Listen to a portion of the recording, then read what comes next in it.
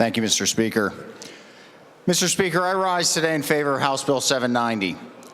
Few issues reach this chamber that unite Republicans and Democrats, liberals and conservatives, Philadelphia, Pittsburgh, and the T. Colleagues, this is one of those issues. Mr. Speaker, I could stand here and go point by point to challenge the accuracy and the relevance of the issues identified by the opposition. We talk about beer distributors, underage drinking, grocery stores, LCB employees, brewers, wholesalers, and big box stores.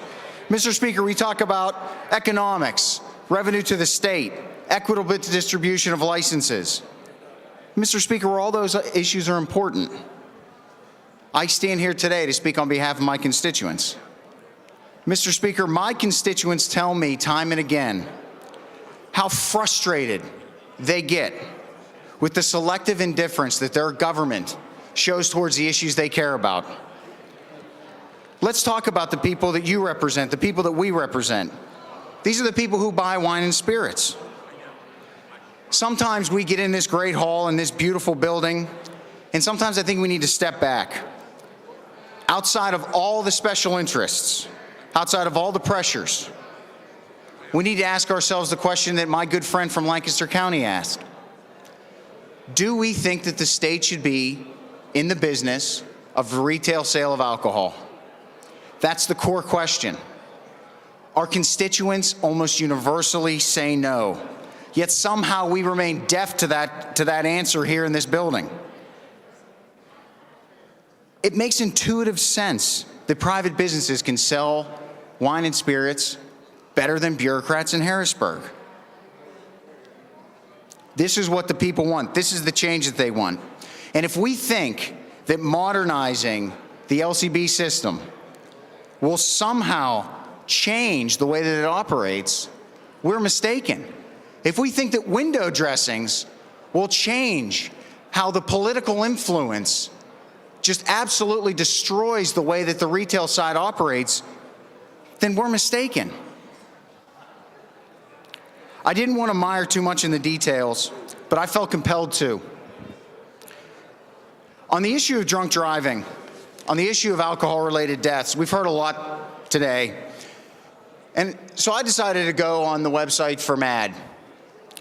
We've heard about how with increased locations to buy wine and spirits, that as other states have done, that we would see an increase in drunk driving deaths. It's a mistake that we make all the time where we try to attribute a cause to an action.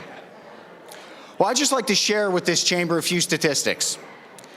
According to Mothers Against Drunk Driving, Pennsylvania ranks fourth highest in the United States for the number of drunk driving deaths in 2011. Fourth highest in the United States.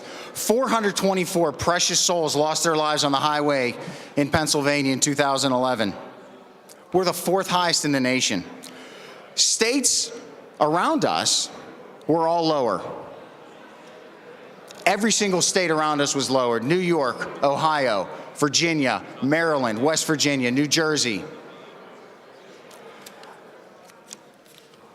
I personally find that causation, without the statistics to back it up, to be very misleading. I want to talk about the revenue. You know, it's often said that the state stores a few years ago brought in $500 million in revenue, and that's true. But as has been pointed out, 80% of that is tax revenue that we're going to continue to get under House Bill 790.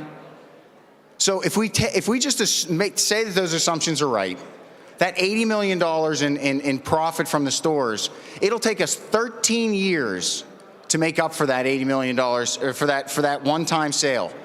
That's a pretty good investment. That's a pretty good investment.